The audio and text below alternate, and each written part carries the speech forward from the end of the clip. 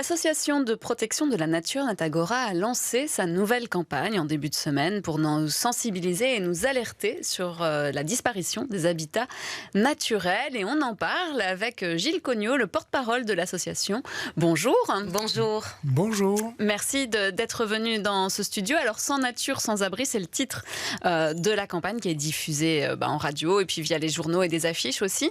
Elle communique notamment sur la disparition donc, des habitats naturels. Ça veut dire disparition de la nature en général en ville ? Oui, en effet, en ville très certainement, mais partout sur la planète. Donc, quand on parle d'effondrement de la biodiversité, de disparition de la nature, on ne parle pas ici de la disparition du dernier rhinocéros blanc, mais on évoque bien 1 million d'espèces, pas moins d'1 million d'espèces menacées de disparition dans le monde.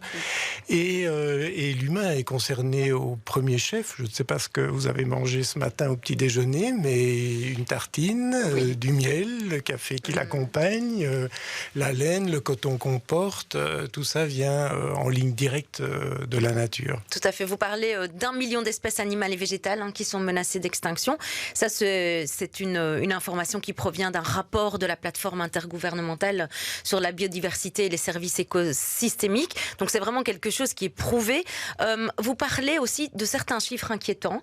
En 30 ans, 60% des oiseaux des plaines agricoles, ça veut dire quand même 2 oiseaux sur 3, ce qui est énorme, 60%, enfin à peu près, qui disparaissent. Également des oiseaux forestiers. Tout ça, c'est dû à la disparition de la nature.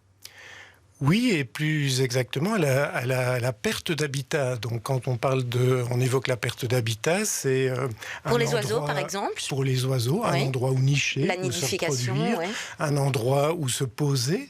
Ça peut être une étape dans la migration. C'est aussi un endroit où se nourrir. Et donc, la perte d'habitat en ville, elle est criante. Le moineau, par exemple, qui marque le pas très certainement en ville.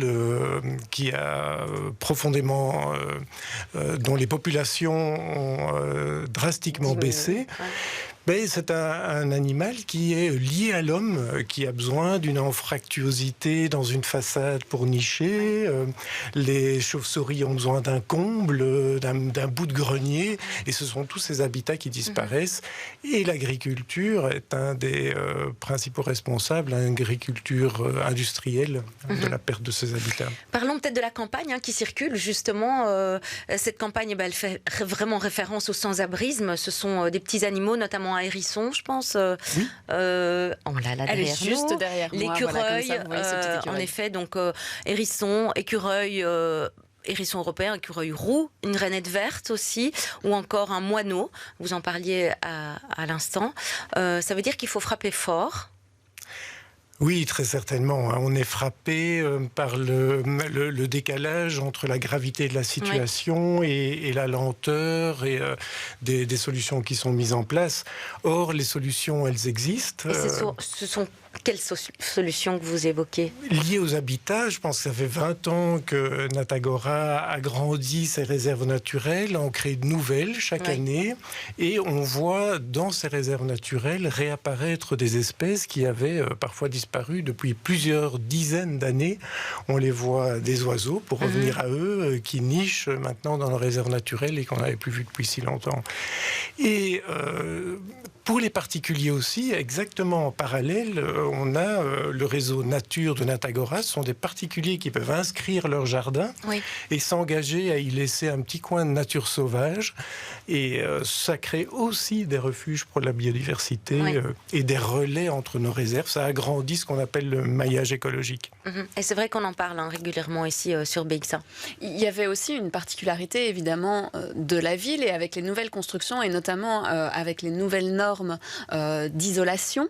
Il n'y a plus ces petites infractuosités, je vais y arriver, pour les oiseaux par exemple. Là aussi, est-ce que vous essayez de voir avec les architectes notamment ou avec aussi d'autres organismes comment on peut concilier meilleure isolation et également abri pour, là dans ce cadre-là, les oiseaux ?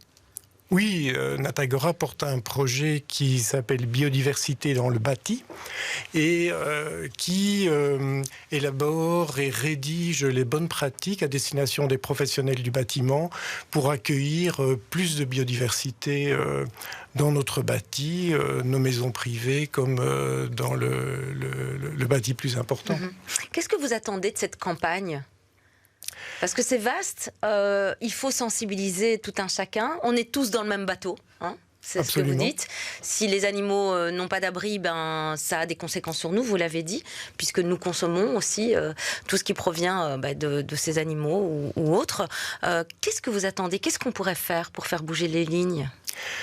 Moi, j'attends quelque chose de très important et à la fois de très simple, c'est que les gens comprennent que chacun peut agir à son échelle. Y compris en milieu urbain, y compris absolument. à Bruxelles. Oui, absolument. Il y a des refuges magnifiques pour la biodiversité. On peut évoquer le Marais Wils ou la Friche Josaphat, par exemple. Et agir à son niveau, c'est aussi se dire qu'il faut défendre ces lieux-là. Un petit geste militant, c'est aussi super important. Donner un petit peu de son temps pour sensibiliser, pour donner un coup de main dans nos réserves naturelles. C'est aussi un geste que n'importe qui peut porter. Et si on veut s'engager, justement, en tant que bénévole, j'imagine, qu'est-ce qu'on fait ? On vous contacte, vous, Natagora, et on organise quelque chose ? Comment ça se passe concrètement ? Oui, donc Natagora accueille des volontaires. Donc vous trouverez sur notre site tous les liens nécessaires. On va vous mettre en contact avec des groupes de volontaires. Et quel que soit votre intérêt et le niveau d'engagement que vous souhaitez faire, ça peut être, comme je le disais, donner un coup de main dans une réserve. Ça peut être faire du suivi d'espèces si vous avez une sensibilité plus naturaliste. Et Natagora va vous mettre en contact avec un de ces 30 groupes de volontaires. Oui, parce qu'on l'a bien compris, et cette campagne, elle nous dit surtout que c'est pas qu'on cherche à sauver finalement telle ou telle espèce, même si on a bien compris qu'il y a des espèces en voie de disparition ou déjà disparues, c'est vraiment nous sauver, nous, tous, ensemble. Oui, je pense que ça fait toujours du bien de se rappeler qu'on est un animal parmi d'autres, qu'on est un mammifère. Et donc, arrêter de penser qu'on est une espèce supérieure ou plus maligne qu'une autre. Et donc, oui, se rendre compte qu'on est tous dans le même bateau. Je pense que le confinement a rappelé à quel point on était heureux d'aller se balader dans la nature, à quel point ça peut faire du bien et nous ressourcer. Donc, oui, que chacun prenne soin de la nature, c'est aussi prendre soin de soi. Merci beaucoup en tout cas d'être passé par notre studio. Ça nous a donné un petit bol de fraîcheur, je trouve, un bol d'air en tout cas. Merci à vous. Merci beaucoup Gilles Cognot. Et puis voilà, donc vous l'avez vu dernièrement, si vous voulez savoir comment agir, eh bien c'est natagora.be. Merci beaucoup.